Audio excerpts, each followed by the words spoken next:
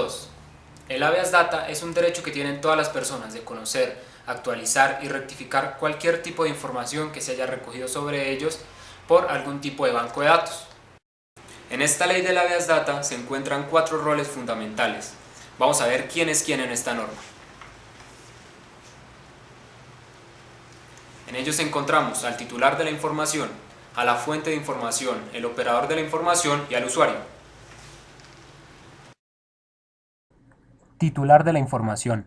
Es la persona natural o jurídica a quien se refiere la información que reposa en un banco de datos y sujeto al derecho del habeas data. Fuente de la información. Es la persona, entidad u organización que recibe, conoce datos personales de los titulares de la información en virtud de una relación comercial o de servicio o de cualquier otra índole, y que en razón de autorización legal o del titular suministra esos datos a un operador de información, el que a su vez entregará al usuario final, por ejemplo, los bancos. Operador de la información. Es la persona, entidad u organización que recibe la fuente de datos personales sobre varios titulares de la información, los administra y los pone en conocimiento de los usuarios bajo los parámetros de la ley. Por ejemplo, CIFIN y Data Crédito. Usuario.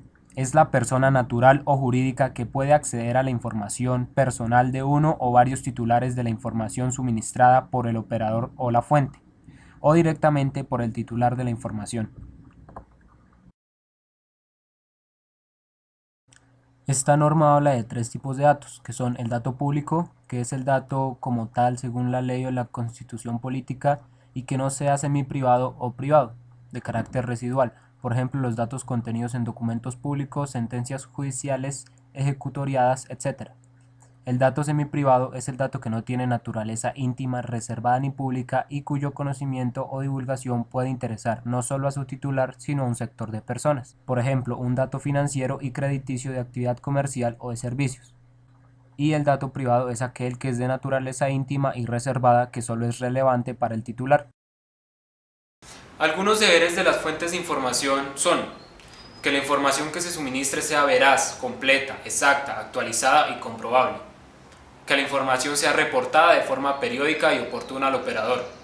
También que se solicite y que se conserve una copia de la autorización y que se resuelvan los reclamos y consultas teniendo en cuenta las instrucciones de la norma. La información se puede suministrar a los titulares o a las personas autorizadas por estos y a sus causavientes, a cualquier autoridad judicial, a las entidades públicas del orden ejecutivo, a los órganos de control y demás dependencias para investigación disciplinaria, fiscal o administrativa, o a los operadores de datos cuando se encuentren en autorización del titular. ¿Cuándo se debe solicitar autorización? No se requiere cuando se trate de datos públicos, es necesaria cuando se trate de datos privados y semiprivados, salvo que se trate de datos financieros, crediticios, comerciales y el proveniente de terceros países, los cuales implican autorización del titular a las fuentes, pero no para los administradores. Requisitos para las fuentes de información. Se debe actualizar mensualmente la información. Se debe reportar el incumplimiento de las obligaciones. Antes se le debe informar al titular para que pueda demostrar o efectuar el pago de la obligación, así como también para poder controvertir la cuota y la fecha de exigibilidad. Las fuentes de información pueden efectuar el reporte 20 días calendarios siguientes al envío de la comunicación al titular de la información. El Gobierno Nacional establecerá la forma en la que se debe presentar la información. Esto es un formato que permite identificar el nombre completo, la condición en que actúa, entre otros. También es importante hablar de la permanencia de la información en las centrales de riesgo. Cuando la información es positiva, permanece de manera indefinida.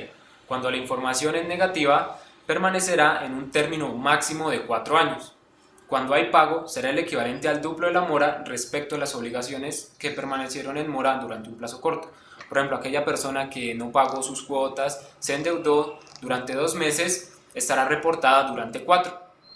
En cambio, cuando no hay pago, serán 4 años después de que se extinga la deuda por algún modo. Peticiones, consultas y reclamos. Este es un trámite especial y distinto al procedimiento del derecho de petición. ¿Quién y cómo se presenta? Se presenta cuando el titular quiera conocer la información que reposa en un banco de datos. Se puede formular verbalmente o por escrito. ¿Cuándo se debe responder? Se debe responder en un máximo de 10 días hábiles contados a partir de la fecha del recibo. Cuando no sea posible, se debe informar y responder máximo 5 días hábiles siguientes. Trámites para reclamos. ¿Quién y cómo se presenta? Cuando el titular considere que la información debe ser corregida o actualizada, se debe presentar por escrito con la identificación del titular, la descripción de los hechos que dan lugar al reclamo, la dirección, etc. Una vez recibida la petición, ¿qué se debe hacer? Incluir en el registro individual en los 2 días hábiles siguientes una leyenda que diga reclamo en trámite. ¿Cuándo se debe responder? En un máximo de 15 días hábiles contados a partir del día siguiente a la fecha de recibo.